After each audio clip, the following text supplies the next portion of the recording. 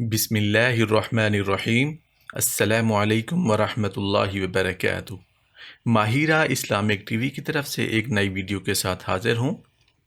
حضرت ابو ہریرہ نبی اکرم حضرت محمد صلی اللہ علیہ وآلہ وسلم کا فرمان نقل کرتے ہیں، اس شخص کی ناک خاک آلود ہو، مزید خاک آلود ہو، مزید خاک آلود ہو، یعنی وہ بار بار ذلت اور رسوائی کا شکار ہو۔ عرض کی گئی، یا رسول اللہ صلی اللہ علیہ وآلہ وسلم، کون؟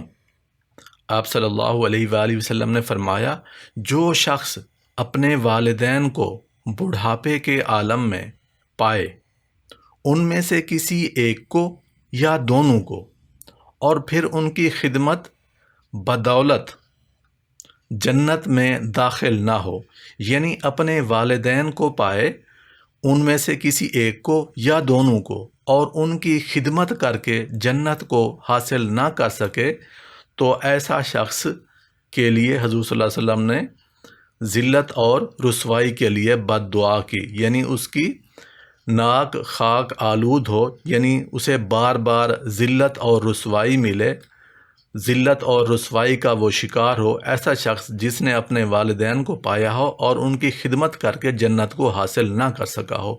میرے دوستوں، بھائیوں، بزرگوں، آپ نے اس حدیث کو، اس ویڈیو کو ثواب کی نیت سے اپنے دوستوں کے ساتھ ضرور شیئر کرنا ہے، اور ہمارا channel Mahira Islamic T V کو سبسکرائب بھی کر دیں۔